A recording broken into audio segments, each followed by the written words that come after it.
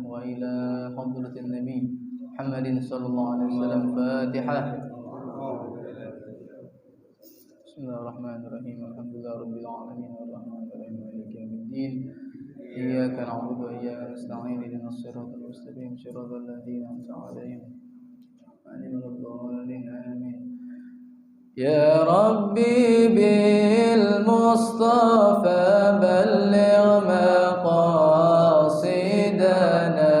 واغفر لنا ما مضى يا واسع الكرم. يا ربي بالمصطفى بلغ مقاصدنا واغفر لنا ما مضى يا واسع الكرم. هو الحبيب الذي ترجى شفاعته لكل هول من الأحوال مقتحم. يا ربي بالمصطفى مقاصدنا واغفر لنا ضيا واسع الكرم. محمد سيد الكونين والثقلين والفريقين من عرب ومن عجم. يا ربي بالمصطفى لما قاصدنا واغفر سع الكرم. نبينا الأمير الناهي فلا أحد أبر في قولي لا منه ولا نعم. يا ربي بالمصطفى بلغ مقاصدنا واغفر لنا ما مضى سع الكرم. بسم الله الرحمن الرحيم. Assalamualaikum warahmatullahi wabarakatuh.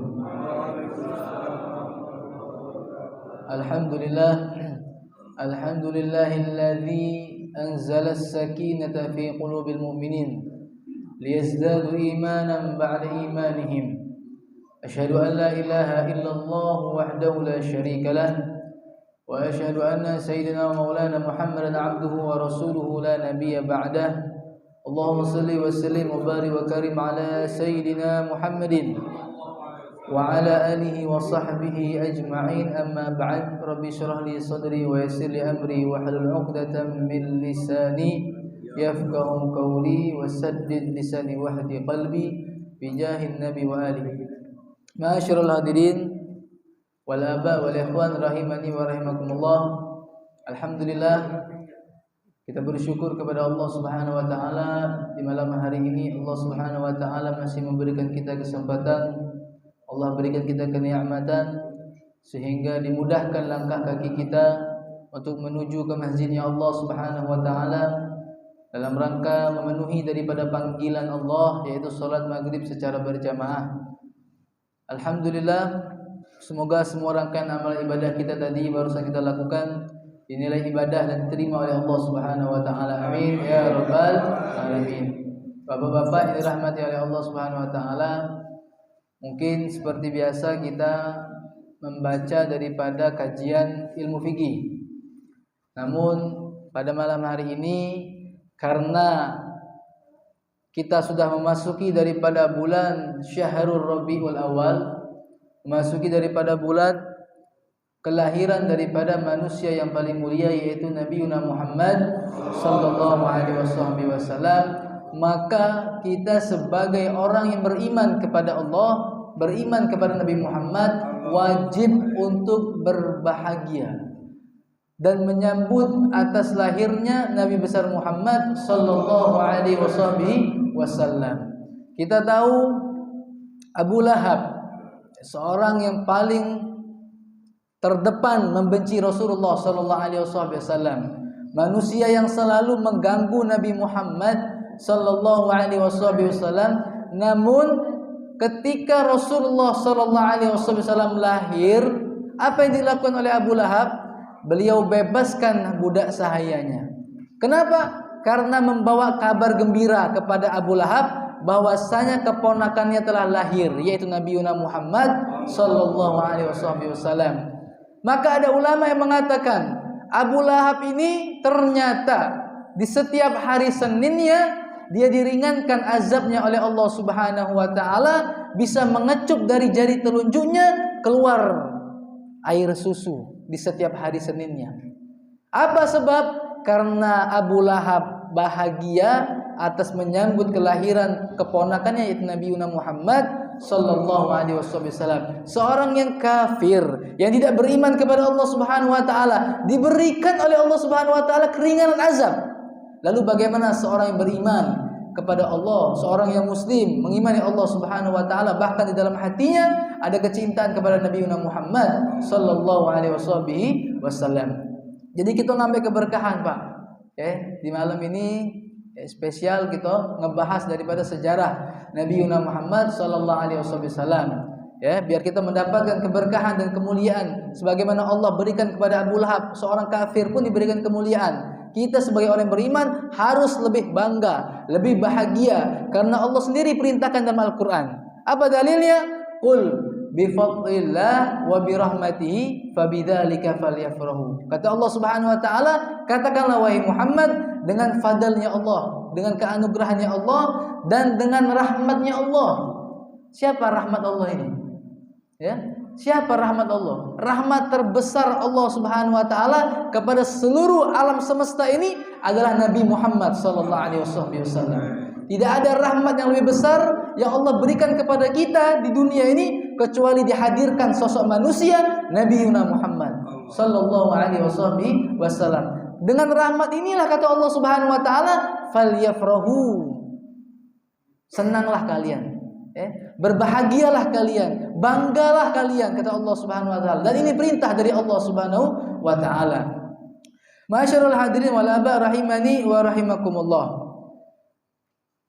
Kita tahu Rasulullah sallallahu alaihi wasallam adalah sosok nabi yang diutus oleh Allah Subhanahu wa taala dengan kesempurnaan yang sangat luar biasa. Beberapa banyak kemuliaan-kemuliaan yang Allah berikan kepada Nabi Muhammad, sehingga tertulis dalam satu kitab bahwasanya Al-Imam Ali Al-Habsyi beliau mengatakan, wa laqad ittasafa sallallahu alaihi wasallam min mahasinil akhlaq bima tadiku an kitabati butunul awrad. Kana sallallahu alaihi wasallam ahsanan nas khuluqan wa khalqan.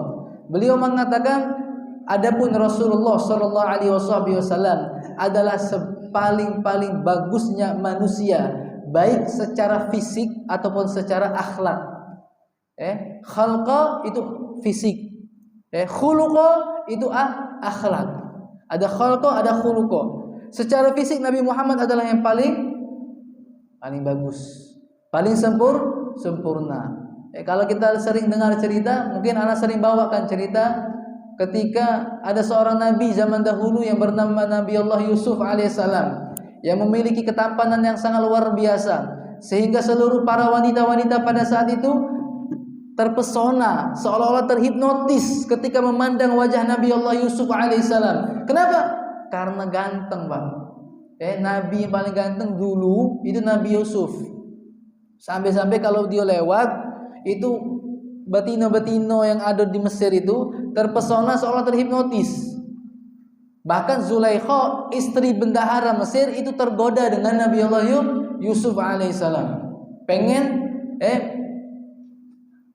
menginginkan daripada Nabi Allah Yusuf alaihissalam. Sampai singkat cerita, Zulaikha ini karena fitnah yang luar biasa, di luar sana banyak yang ngomongin dia, bini bendahara Mesir. Tidak, merayu budaknya dewe. Ini suatu yang aib, keburukan dalam kerajaan. Akhirnya Zulaikha ini ngebuktikan Kalau seandainya memang bukan aku yang bakal cak ini. Yang terpesona dan ketampanan Nabi Allah Yusuf. Diundanglah seluruh wanita Mesir ke kerajaan Zulaikha. Setelah itu diberikan buah-buahan, diberikan pisau untuk memotong buah. Kemudian di pertengahan itu Nabi Allah Yusuf dipanggil oleh Zulaikha. Yuzarsif, dulu namanya Yuzarsif.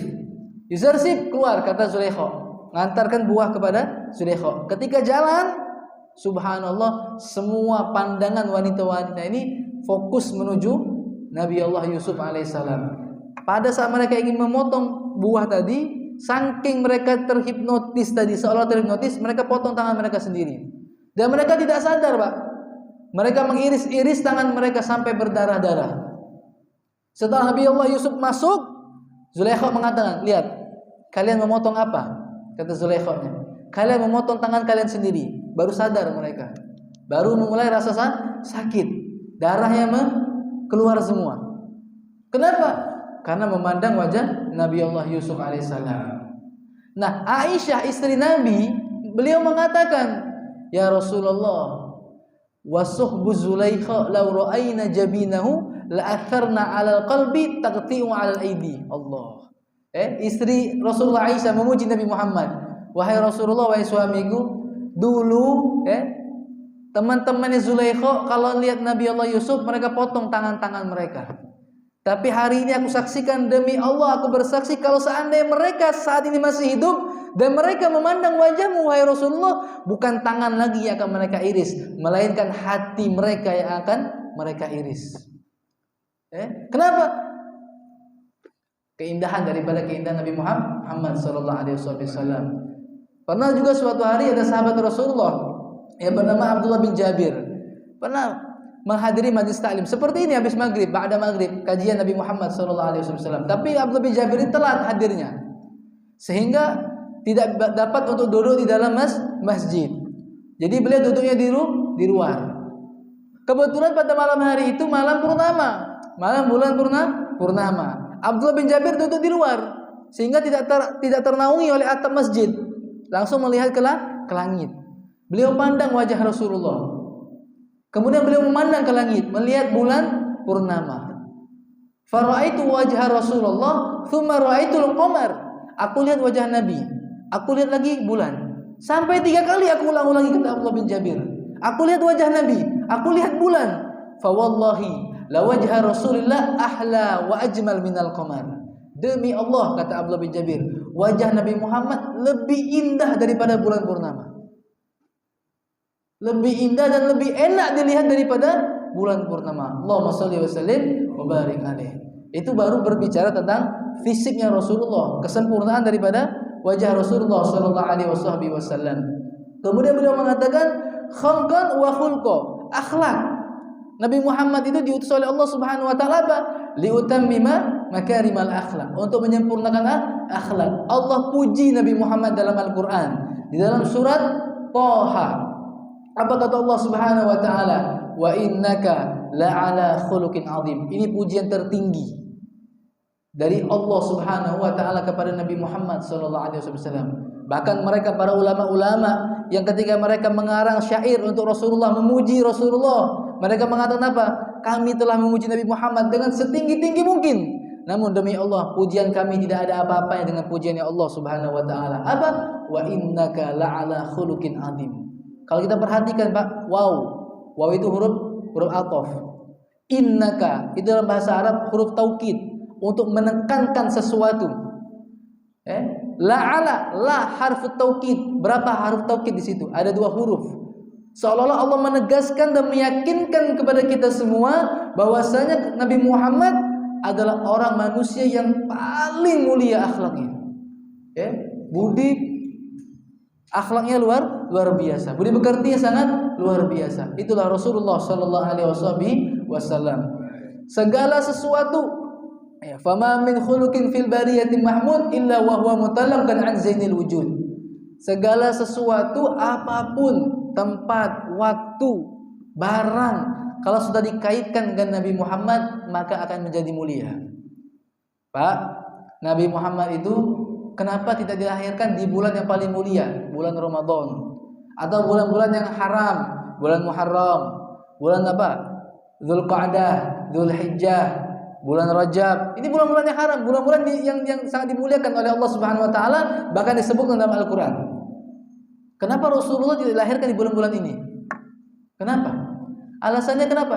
Karena kalau seandainya Rasulullah dilahirkan di bulan-bulan tersebut, maka orang-orang akan mengatakan wajar mulia. Kenapa? Lahirnya di bulan mulia. Tapi Allah pilih di bulan yang tidak ada kemuliaan sama sekali, di bulan Rabiul Awal. Biar apa? Biar Rabiul Awalnya yang menjadi mulia. Kenapa? Karena dilahirkan manusia yang paling mulia.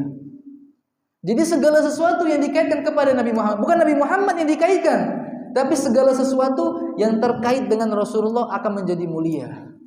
Al-Quran, Pak. Al-Quran itu kenapa bisa mulia? Sampul Al-Quran, sampul. Ya, sampul itu tidak ada tulisannya dalam Al-Quran, hanya sampul. Tapi ketika kita melihat sampul Al-Quran tergeletak di jalanan, haram hukumnya kalau kita tidak mengambilnya. Kita tidak ambil, kita letakkan di tempat yang mulia, hukumnya haram. Dan kalau seandainya kita yang tidak ada wudu menyentuh sampul Al-Quran, tidak ada wudu, hukumnya haram. Paham? Kenapa Al-Quran bisa menjadi mulia? Tidak lain dan tidak bukan karena di dalamnya ada suratul Fatihah. Di dalamnya ada surah Yasin. Di dalamnya ada surah Al-Muddathir. Di dalamnya ada surah Al-Muzammil. Di dalamnya ada surah Toha. Di dalamnya ada surah Muhammad. Semua ini adalah nama-nama Nabi Muhammad. Al-Muddathir, nama Rasulullah. Al-Muzammil, nama Nabi Muhammad, Pak, ada banyak. Ya, 313. Yang mungkin kita tahu adalah Mustafa, Muhammad, Ahmad. Nama Nabi Muhammad banyak, Pak. Termasuk Al-Muddathir, itu nama panggilan Rasulullah sallallahu alaihi wasallam. Al-Muzammil, Toha, Yasin, itu panggilan daripada Rasulullah sallallahu alaihi wasallam. Al-Qur'an menjadi mulia, kenapa? Karena di dalamnya ada surat-surat yang mana di situ adalah menceritakan Nabi Muhammad sallallahu alaihi wasallam. Kain biasa, Pak. Tapi kalau seandainya kain ini telah dipakai dengan Rasulullah, dipakai oleh Rasulullah, maka demi Allah kain tersebut akan menjadi kain yang mulia. Sendal ini tempat diinjak-injak. Tempat yang diinjak-injak. Tapi ketika sendal tersebut dipakai oleh Rasulullah sallallahu alaihi wasallam, maka akan menjadi mulia sendal tersebut. Buktinya apa? Ketika Nabi Muhammad Isra wal Mi'raj. Ketika Nabi Muhammad Isra wal Mi'raj, Nabi Muhammad tidak diperintahkan oleh Allah Subhanahu wa taala untuk melepas sendalnya. Berbeda dengan Nabi Musa alaihissalam ketika ingin berjumpa kepada Allah di Bukit Tur Sina. Di Bukit Tur Sina. Apa kata Allah Subhanahu wa taala? Ya Musa, ikhla'na 'alaik fa innaka bil wadil muqaddas tuwa. Musa, kata Allah, lepas kau punya sendal. Kau boleh naik ke atas, tapi sendal kau tidak boleh. Kenapa? Karena engkau berada di tempat yang suci. Tapi Rasulullah enggak, Pak. Rasul tidak diperintahkan oleh Allah Subhanahu wa taala untuk melepas sendalnya. Naik ke arasnya Allah Subhanahu wa taala. Allah tunjukkan kemuliaan Nabi Muhammad sallallahu alaihi wasallam. Bahkan sendalnya pun sudah pernah berada di atas seluruh alam semesta ini. Allahumma shalli wa sallim wa barik alaihi wa ala alihi. Kemudian beliau mengatakan, wa usahum bil mu'minina hilman wa rifqa. Nabi Muhammad itu adalah orang yang paling lemah lembut, paling lemah lembut, barar raufa, orang yang memiliki kebaikan, yang sangat-sangat penyayang. La yaqulu wa la yaf'alu illa ma'rufa.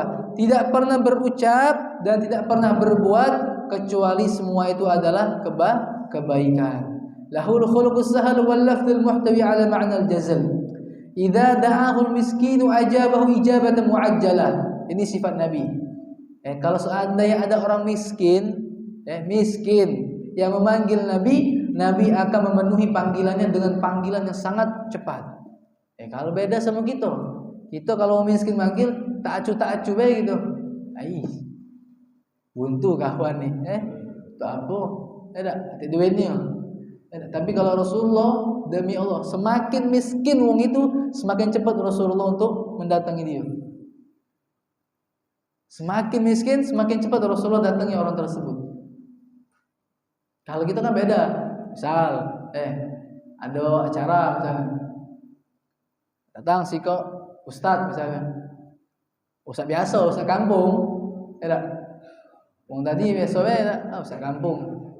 Ya. Tak ada nak tegak galau wong biasa bae. Jangan disambut dah. Walau disuruh duduk depan ustaz kampung tadi, misalnya tadi dah.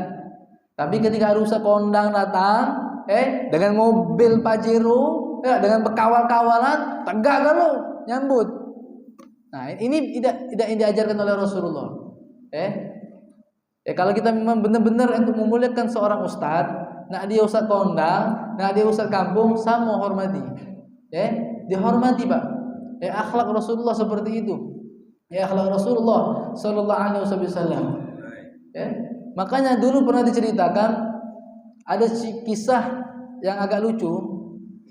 Seorang sahabat yang bernama Julaibib. Pernah dengar, Pak, cerita sahabat yang bernama Julaibib? Pernah? Julaibib ini sahabat Nabi, mohon maaf, mungkin dari segi fisik dia memang agak jelek. Kecil, pendek, hitam. Suatu hari pernah berpapasan dengan Nabi Muhammad. Rasulullah tanya kepada Julaibib ini, "Ya Julaibib, ala tatazawwaju? Kau ni pengen tak nak nikah? Kapan kau nak nikah?" kata Rasulullah. Maka dijawab oleh Julaibib, "Ya Rasulullah, wa may yuzawwijuni?" Siapa yang nak nikah ke aku ya Rasulullah? Kata Allah dewe, "Ya Rasulullah, aku kecil, pendek, hitam, miskin, kata duit, buntu sepanjangan." Besok ketemu lagi sama Rasulullah. Diberikan pertanyaan yang sama. "Wahai Julaibib, ala tatazawwaju? Kapan kau nak nikah?" Diberikan jawaban yang sama. Sampai 3 hari Rasulullah bertemu Julaibib, diberikan pertanyaan yang sama dan dijawab dengan jawaban yang sama. Akhirnya Rasulullah ngomong, "Julaibib, kau cuma cukup jawab, kau galak apa tidak kali ini. Tidak usah nak ngomong kau jelek, kau pendek, kecil, hitam. Cukup kau jawab, kau pengen apa tidak?" "Pengen," kata Julaibib. Siapa yang tidak pengen kawin? Pengen. Ya sudah. Oleh Rasulullah sallallahu alaihi wasallam, Rasulullah datang mengirimkan surat kepada sahabat Ansor. Anda lupa siapa namanya. Dikirimkan surat, kau datang ke rumah beliau. Walhasil datanglah Julaibib memberikan surat dari Rasulullah sallallahu alaihi wasallam kepada sahabat Ansor yang memiliki seorang putri yang memang, maaf ngomong, cantik, sempurna, soleha, cantik. Diberikan surat, "Assalamualaikum warahmatullahi wabarakatuh. Ada surat dari Rasulullah." Oh, senang orang ini nyambut surat dari Rasulullah. Kita kalau ada surat dari Jokowi mungkin senang juga nyambutnya. Tak? Kita lagi di jalan, misalnya lagi naik motor. Ada telepon. Pak Jokowi telepon. Stop, itu tahan. Tak? Engkau tengah-tengah jalan, enggak dulu motor, ngangkat telepon. Siapa telepon? Jokowi. Nah, inilah sahabat juga. Ketika dikirimkan surat oleh Rasulullah, senang luar biasa. Walhasil ketika dibaca agak menegangkan bacaan surat ini isinya. Kenapa? Ternyata Rasulullah ingin meminang anaknya untuk Julaibib. Akhirnya dia ngomong sama Julaibib, "Julaibib, kau baliklah dulu. Surat ini nak aku runding dulu sama bini aku." Sudah. Masuklah sahabat ini yang dari kalangan Ansor ke rumah. Ngomong sama bini. Bini itu pas maco surat itu ngamuk-ngamuk. Tahu tak ngomong apa? La yumkinu ay nuzawwiju Julaibib wa qad mana'na fulan bin fulan wa qad mana'na bi fulan bin fulan. Dia ngomong, "Tidak mungkin kita ngawinkan anak itu sama Julaibib. Kita lah nolak fulan bin fulan, wong kaya, fulan bin fulan belaga. Mana kita nolak wong kaya, wong belaga. Kita lagi mau Julaibib." Kan aneh kata bini tadi. Ya sudah, kata laki tadi. Walhasil anaknya tadi, yang cantik tadi dibelek, nengelah perdebatan antara bapak sama ibu. Ngapa bapak sama mak aku ni berbala? Ribut. Diintipnya ternyata ngomongi si Julaibib. Anaknya terdengar bahwasanya Rasulullah yang meminta untuk meminang anaknya. Metu si anak tadi ngomong sama bapak emaknya, "Pak, Bu, Kamu tuh coba baca benar-benar surat itu tuh. Coba baca lagi surat itu benar-benar. Sudah nak, Julaibib minta kau. Coba baca lagi kata anaknya. Di situ tuh tertulis bahwasanya Rasulullah yang meminta aku. Bukan Julaibib, bukan keinginan Julaibib, tapi Rasulullah yang minta. Ala turaddidani amrohu? Apakah kalian ingin menolak perintah Rasulullah sallallahu alaihi wasallam? Terkejut bapak emak tadi. Saking apa bahasa kita terkejut tadi sama Julaibib, tidak fokus lagi baca surat bahwasanya Rasulullah yang minta. Fokus sama Julaibib tadi itulah. Jadi seolah-olah Julaibib yang minta. Tapi ternyata di situ tertulis Rasulullah yang meminta Julaibib untuk dinikahkan kepada si anak daripada sahabat Ansor. Wahai bapak, wahai ibu, kalau emang itu perintah Rasulullah, ini seorang anak yang soleha. Kalau orang yang soleha, cak inilah pak. Kalau sudah perintah Allah, perintah Rasulullah, sami'na wa ata'na, kami taat, kami lakukan. Maka katakan kepada Julaibib, sampaikan kepada Julaibib bahwasanya aku menerima pinangan daripada Rasulullah sallallahu alaihi wasallam. Subhanallah, singkat cerita Julaibib senang, girang luar biasa menikah sama betina yang cantik. Singkat cerita ngomong sama Rasulullah, ya Rasulullah, ini kanlah diterima. Cuman aku kasih duit, nak bermahar ini, nak beli mahar tadi, kasih duit. Kau datang ke Julaibib. Walhasil perayaan pernikahan Julaibib meriah, berjalan dengan lancar. Hari pertama bang, subhanallah, hari pertama nikah lagi senang-senangnya nih, bagi berbunga-bunganya pengantin baru. Datang panggilan jihad. Panggilan jihad perang Uhud. Perang Uhud. Julaibib ini kan sahabat Nabi yang memang Masya Allah, memiliki kekurangan yang banyak, namun mempunyai kelebihan yang sangat luar biasa. Secara fisik dia memang kurang bang, tapi secara keimanan, imannya sangat imannya sangat luar biasa. Ketika panggilan Allah jihad, panggilan jihad, keluar dia dari rumahnya, mengikuti perang bersama Rasulullah SAW. Singkat cerita perang selesai, Nabi mengatakan kepada sahabat-sahabatnya, ala taftakidu ahad? Apakah kalian kehilangan seseorang? Dicari-cari, tidak ya Rasulullah, lengkap kami. Ada galau, bapak aku ada, dulu aku ada, anak aku ada. Diulangi oleh Rasulullah, ala taftakidu ahad? Apa kalian ada kehilangan seseorang? Sama jawaban seperti itu, tidak ada ya Rasulullah, kami tidak kehilangan seseorang pun. Fa ini afkidu Julaiban, kata Rasulullah. Kamu tidak kehilangan, tapi aku kehilangan Julaiban, kata Rasulullah. Aku kehilangan Julaib. Kenapa? Julaib ini meninggal. Julaibib ini meninggal ternyata di perang Uhud. Dan disaksikan ketika jenazah Julaibib ini ada di tengah-tengah perang Uhud, ada 7 orang kafir di sekelilingnya. Dan disaksikan oleh para sahabat, 7 ini mati kalau lantak Julaibib. 7 sekeliling Julaibib ini, Julaibib tengah-tengah. Julaibib ini tadi. Di sekeliling dia ada 7 orang kafir, ternyata 7-nya mati kalau lantak Julaibib. Wa subhanallah, Julaibib mati fi sabilillah. Hikmah yang kita dapat dari sini adalah apa? Ketaatan para sahabat yang mereka sangat luar biasa, tak kala itu adalah panggilan daripada Allah Subhanahu wa taala. Dan kita lihat akhlak Nabi. Akhlak Nabi Muhammad kepada orang yang miskin. Nabi cepat. Tidak membeda-bedakan. Oh, si fulan ini duitnya lebih banyak, si fulan ini lebih kaya. Tidak. Tapi sama. Di mana Rasulullah itu sama. Semuanya adalah ikhwanul muslimin. Sama. Dipandang oleh Rasulullah SAW. Bahkan Nabi kepada orang-orang miskin itu lebih besar perhatiannya kepada mereka. Kemudian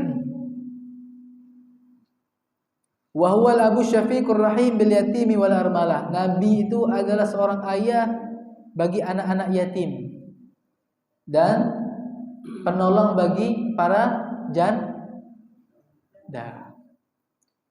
Pernah suatu hari diceritakan ada sahabat Nabi yang bernama Anas bin Malik. Anas bin Malik ini pak seorang yatim piatu.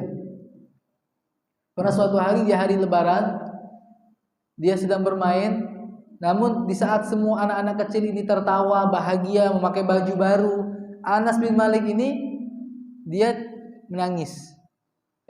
Ditanya oleh Rasulullah, wahai anakku, kata Rasulullah, kenapa kau menangis? Wahai Rasulullah, aku ni masih kecil, bapak ibu aku lah dak kati. Aku dak kati dulu. Wong budak-budak ini beli baju baru, kalau aku tidak kati duit nak beli baju baru. Mereka makan lemak, lontong sayur bahasa kita tu dak. Lontong ketupat ada kalau aku dak kati. Cak mana aku dak sedih di hari lebaran ini. Rasulullah pun ketika mendengar cerita daripada seorang anak yang bernama Anas bin Malik, Rasulullah pun pilu. Maka Rasulullah langsung menggendong Anas bin Malik dan mengatakan, mulai hari ini kau punya bapak adalah Muhammad. Senang tak kau kalau aku jadi bapak kau, kata Rasulullah. Senang Rasulullah. Siapa yang tak senang kalau seandainya aku jadi anak Rasulullah? Mulai hari ini aku jadikan anak aku, kata Rasulullah.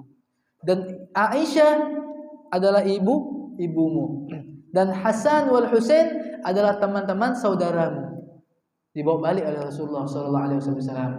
Khidmat Anas bin Malik selama 10 sampai 11 tahun bersama Rasulullah menjadi khadam Rasulullah sallallahu alaihi wasallam. Kemudian dengan para janda, Rasulullah selalu memperhatikan. Jadi bapak-bapak kalau nak dapat pahala besar, nak ikut Nabi, perhatikan janda. Kamu tahu dah Pak, ini mic sampai keluar. Mic ini sampai keluar. Tidak melok anak bit kalau hari ini nunggu. Pak, dalam hadis sahih Rasulullah sallallahu alaihi wasallam mengatakan, jadi puncak daripada seorang itu menolong janda itu bukan hanya sekedar memberikan uang, tapi benar-benar menikahinya. Benar-benar menikah. Ini puncak daripada kita menolong seorang janda. Bukan hanya memberikan uang, memberikan makan, bukan, tapi benar-benar menikahnya. Ini puncaknya. Tapi kalau tak baca, jangan. Kalau sampai puncak jangan. Bawa puncak Apa kata Rasulullah sallallahu alaihi wasallam? Orang yang memberikan pertolongan kepada para janda, bahkan menikahi janda tersebut, maka selama dia nikah sama janda itu, selama dia nikah bersama janda, kuat kan ini, ngeri aku. Agak tengah galau.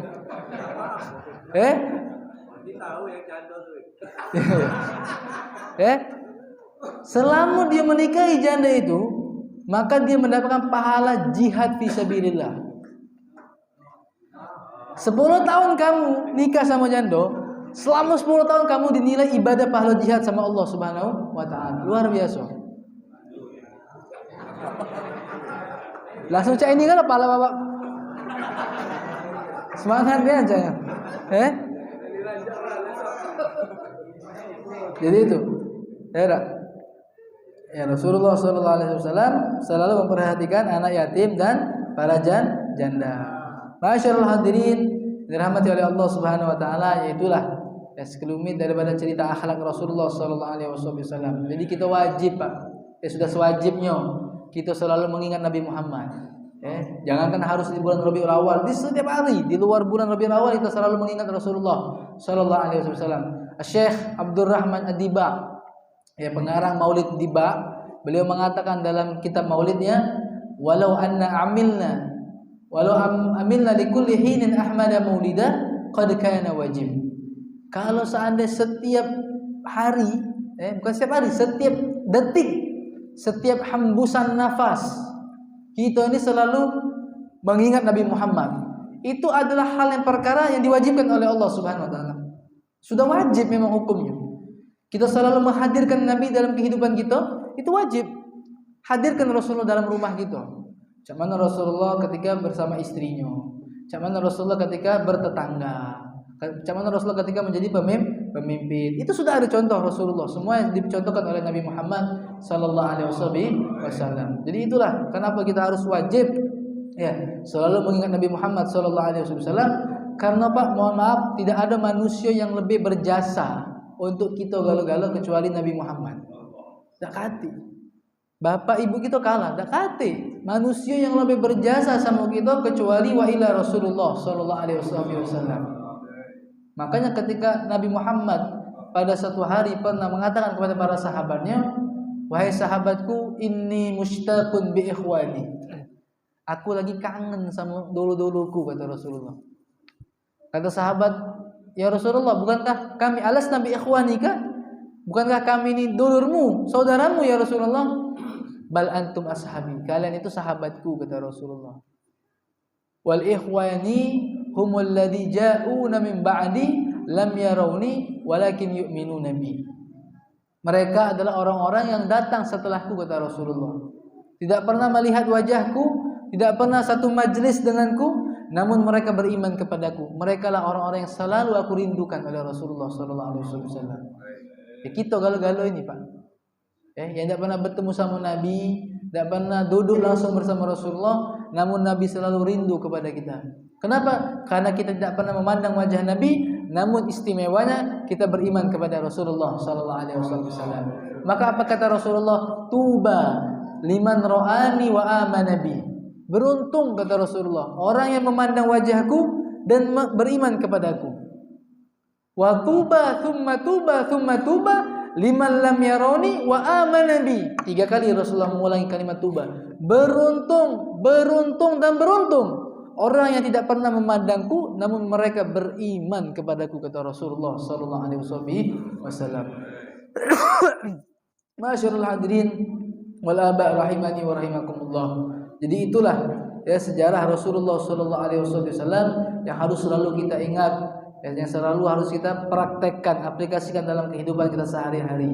Karena Nabi Muhammad sallallahu alaihi wasallam adalah uswah, uswah bagi kita semua, suri tauladan. Jadikanlah Nabi Muhammad satu-satunya idola kita, Pak. Satu-satunya idola kita yang harus kita tanamkan. Nabi Muhammad adalah kita yang paling kita cintai. Jangan sampai ada, orang-orang yang di luar Islam yang menjadi idola kita. Kenapa? Karena ini bahaya. Efeknya nanti di padang mahsyar. Mungkin bukan sekarang efeknya. Mungkin sekarang ada efek, tapi efek terbesar adalah nanti yaumul ba'ats, di hari kebangkitan. Kenapa? Karena Rasulullah sallallahu alaihi wasallam mengatakan, yuhsyarul mar'u ma'a man ahab. Seorang itu akan dibangkitkan oleh Allah Subhanahu wa taala dan dikumpulkan oleh Allah Subhanahu wa taala bersama orang yang dia cintai. Kalau kita di dunia selalu mengidolakan orang-orang yang tidak beriman kepada Allah, bahkan orang-orang fasik, naudzubillah tsumma naudzubillah, kita akan digolongkan, dikumpulkan bersama orang-orang yang fasik di hari kiamat. Walaupun kita sudah digelombongkan sama keluarga kita, oh aku anak si fulan, pas ternyata kita dicatat amal kita selalu duduk dan mencintai orang-orang yang fasik, dicabut sama Allah, diambil. Anak kita misalnya, tak pacak kita nolongnya. Kenapa? Ternyata anak kita lebih mengidolakan orang-orang yang fasik ketimbang orang-orang yang beriman. Apalagi tidak mengidolakan Rasulullah sallallahu alaihi wasallam. Jadi hati-hati. Ya, efek dampak itu mungkin tidak besar untuk di dunia sekarang, tapi di pada mahsyar itu dampak terbesar adalah ketika kita dibangkitkan oleh Allah Subhanahu wa taala. Bersama siapa kita di hari kiamat? Bersama siapa anak kita di hari kiamat?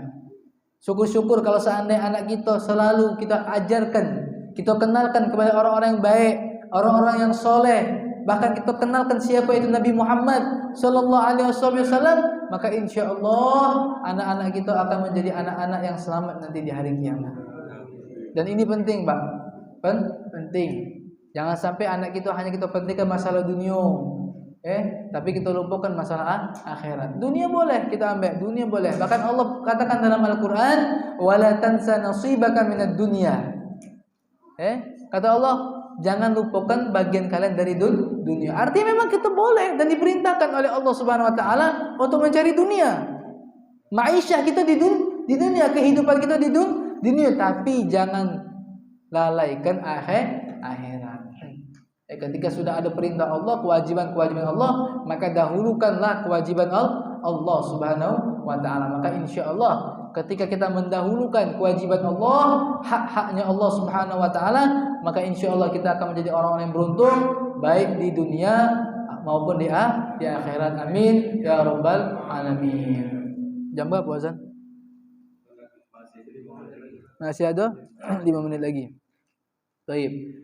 Bapak-bapak yang dirahmati oleh Allah Subhanahu wa taala. Jadi itulah yang dikatakan oleh Syekh Abdul Tibai tadi, memang sudah wajib kita untuk selalu mengingat Rasulullah sallallahu alaihi wasallam. Ya, kita hadirkan Nabi Muhammad dalam rumah tangga kita ikuti akhlak Nabi Muhammad sallallahu alaihi wasallam. Kita contoh akhlak Rasulullah sallallahu alaihi wasallam. Kita lihat, Pak, tidak ada seorang pemimpin, kalau di zaman sekarang pemimpin hebat galau, bocok mobil galau, bocok pesawat. Tidak, tidur di kasur yang empuk. Tapi Rasulullah berbeda.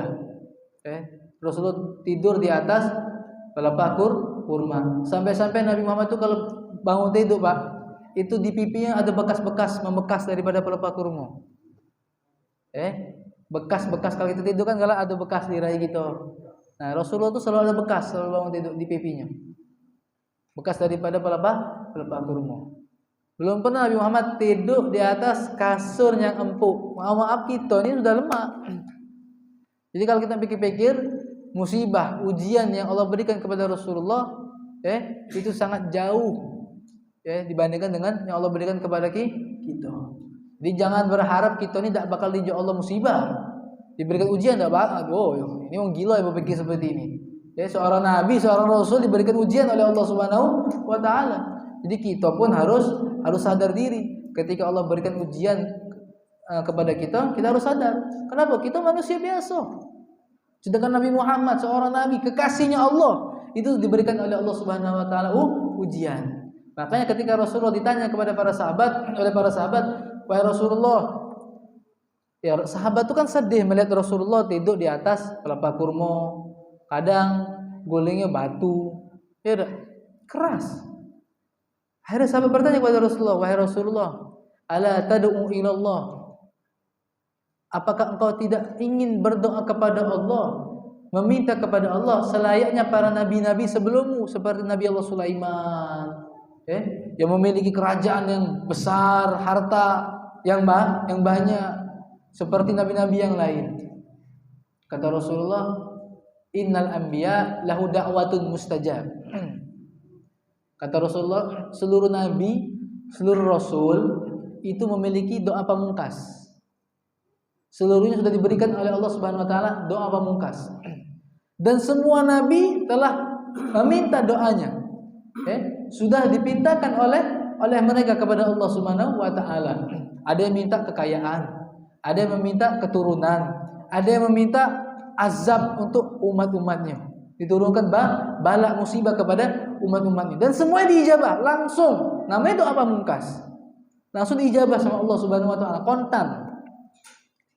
Maka aku, kata Rasulullah sallallahu alaihi wasallam, memiliki doa pamungkas juga. Namun tidak aku gunakan doa tersebut. Kenapa ya Rasulullah? Nanti doa tersebut akan aku peruntukkan di hari kiamat. Di saat seluruh umat-umatku membutuhkan pertolongan syafaatku, maka disitulah aku akan berdoa kepada Allah Subhanahu wa taala agar seluruh umatku diselamatkan daripada api neraka. Semoga kita tergolong daripada orang-orang yang diselamatkan daripada api nerakanya Allah Subhanahu wa taala. Amin ya rabbal alamin. Masyaallah, hadirin rahimakumullah, mungkin ini saja ya pada kesempatan kali ini. Semoga apa yang disampaikan mendapatkan keberkahan, bermanfaat bagi kita kalau dan kita bisa mengamalkan, mempraktekkan setiap gerak-geri akhlak Nabi Muhammad sallallahu alaihi wasallam, dan semoga semua kita yang hadir pada malam hari ini akan mendapatkan syafaat baginda Nabi Muhammad sallallahu alaihi wasallam. Amin ya rabbal alamin. Wa alaikum. Assalamualaikum warahmatullahi wabarakatuh.